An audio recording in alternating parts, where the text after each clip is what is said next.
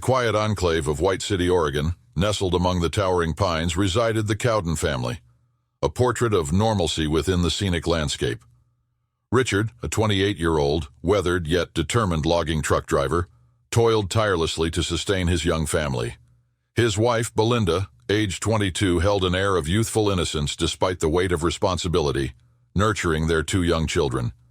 David, an adventurous soul at the tender age of 5, and Melissa, a mere 5 months old. On the cusp of the Labor Day weekend in 1974, a spontaneous urge seized them, prompting a last-minute decision to camp near Carberry Creek in the shadows of Copper, Oregon. With the family unit packed snugly into their trusty 1956 Ford pickup truck, alongside their loyal companion, Droopy the Basset Hound, they headed out. Arriving at their destination, a site they visited frequently, they parked on Carberry Creek Road, just a stone's throw away from their chosen campsite. But what awaited this unsuspecting family in the shadows of the trees and the whispers of the creek would soon unravel into a tale that echoed far beyond the boundaries of their quaint, familiar campground. The date marked the beginning of an ominous tale, etching itself into the annals of Oregon's darkest mysteries.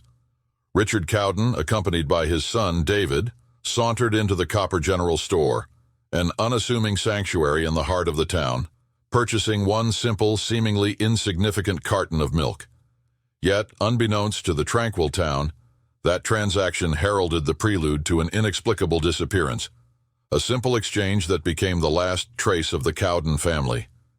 As dusk cloaked the land, anticipation gripped Belinda's mother, awaiting the joyful arrival of her daughter and beloved grandchildren. They were expected to stop by for dinner on their way home from the campground. The anticipation, however, twisted into a gnawing apprehension as the moments stretched into an anxious void. With a heavy heart and a knot of worry tightening in her chest, she embarked on the short journey to the familiar campground near the creek, less than 1 mile or 1.6 kilometers away from her home. When she arrived, she was faced with a strange, desolate tableau. The site, bereft of life yet laden with haunting remnants, painted a haunting picture of an interrupted holiday weekend. Where the family once camped was now a void that gnawed at the fabric of reality, shattering the illusion of safety within those once familiar woods. A plastic dishpan, its water cold, lay abandoned, a chilling echo of an unfinished moment. The family's possessions lingered, the truck keys resting beside Belinda's purse, a diaper bag, and an assembled camp stove, all sitting out in the open in view of anyone that wanted to approach the area.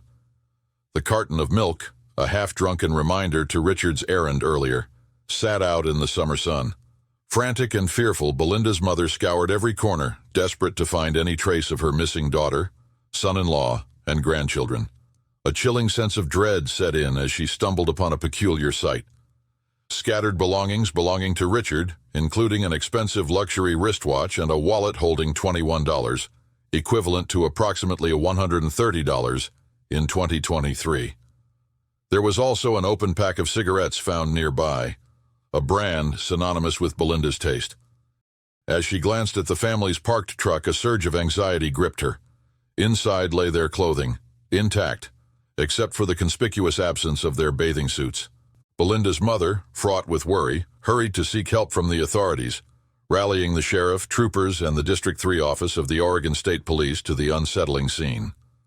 Lieutenant Mark Kezar, at the helm of the investigation, revealed that initial proceedings were delayed by nearly a day, due to the absence of any ominous signs of violence at the campsite.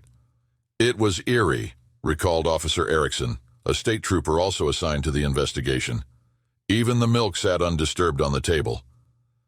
The hunt for the Cowden family unfolded as one of Oregon's most extensive search operations in history, marshaling a formidable coalition of state and local police, a legion of volunteers, dedicated explorer scouts, the United States Forest Service, and the stalwart Oregon National Guard.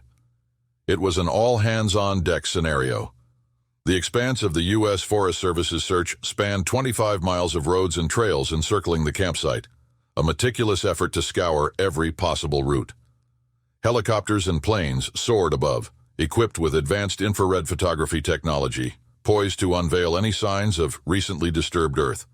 Despite the monumental scale of these efforts and the tireless pursuit of law enforcement, the unsettling truth echoed, a confounding absence of evidence hinting at foul play or wrongdoing.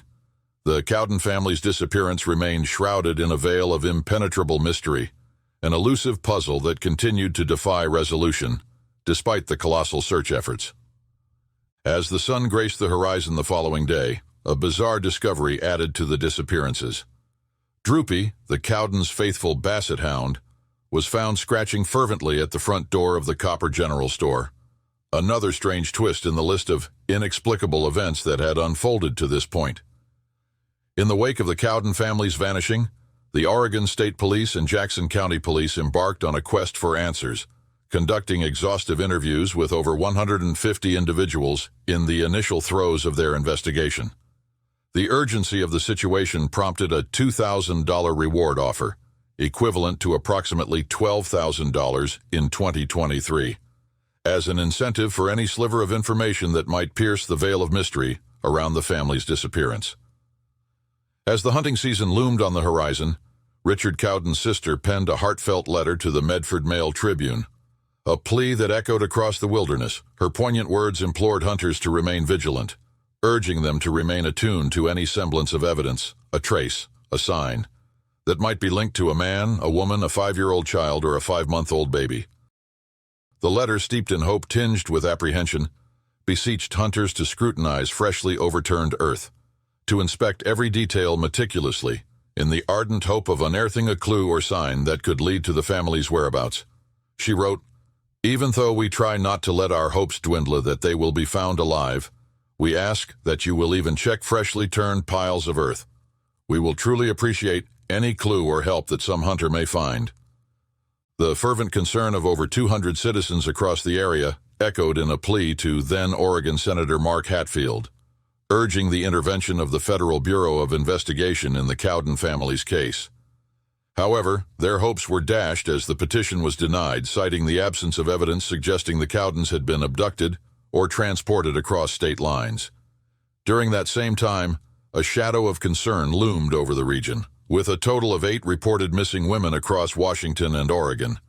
Law enforcement, grappling with the haunting puzzle of these disappearances, sought potential links to the Cowden family's vanishing. However, these investigations took an unexpected turn, revealing a chilling revelation.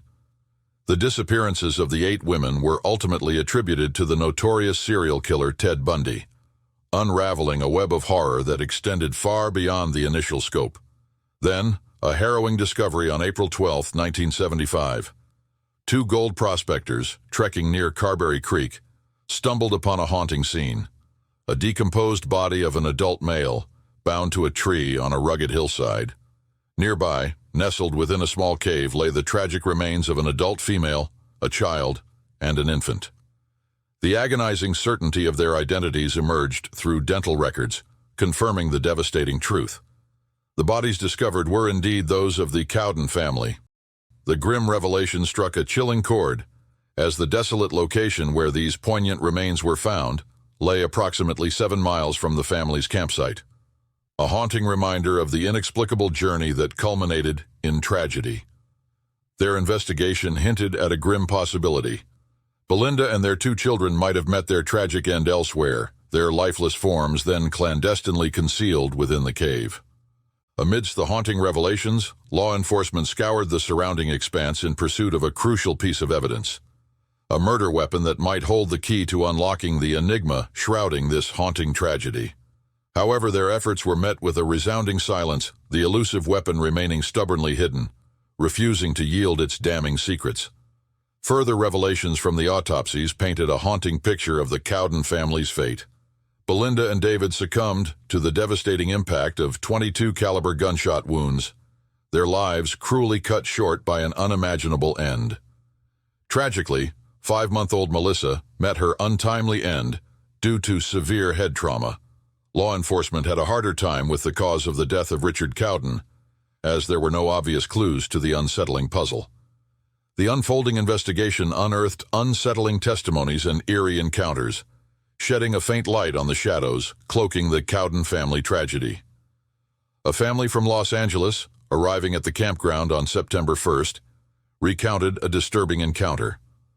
While strolling through the park that evening, their path crossed with two men and a woman in a parked pickup truck. They acted like they were waiting for us to leave, and frankly, they made us nervous. So we moved on, the father recalled. A chilling encounter that left an indelible mark of unease. Lieutenant Kazar, grappling with the puzzle that was the cave's remote location and the positioning of Belinda and the children's bodies, began weaving a chilling theory. His suspicions pointed towards a local resident, someone intimately acquainted with the terrain, who possessed knowledge of the cave's elusive whereabouts, an unsettling revelation hinting at a sinister familiarity with the area. However, a Grants Pass resident, actively involved in the search efforts, stepped forward with a disturbing revelation. He disclosed that during September, the very month of the tragedy, he had scoured the very cave that sheltered Belinda and the children's remains, only to find it vacant at the time.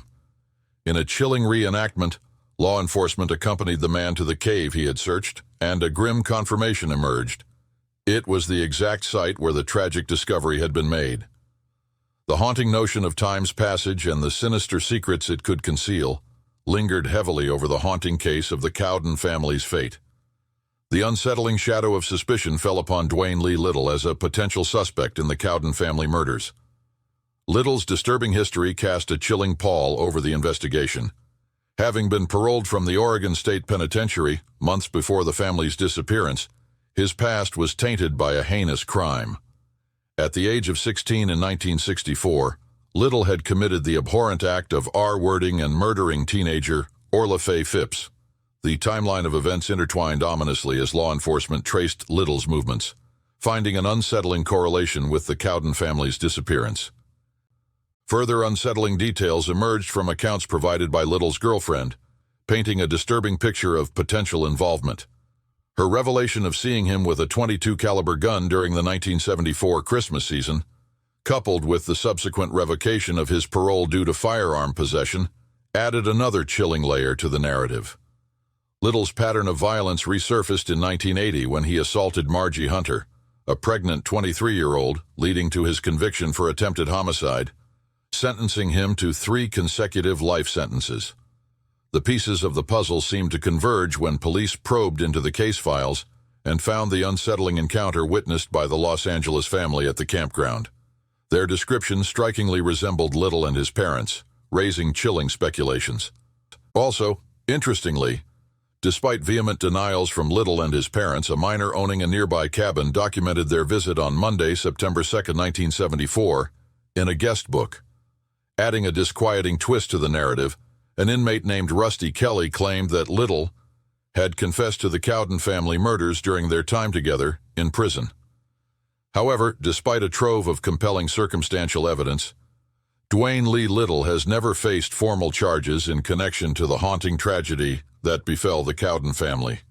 To this day, the case remains unsolved. Thank you for joining us for another episode of Fireside Unsolved. If you haven't already, please like and subscribe to help the channel grow. Until next time, take it easy and be easy, you filthy bastards.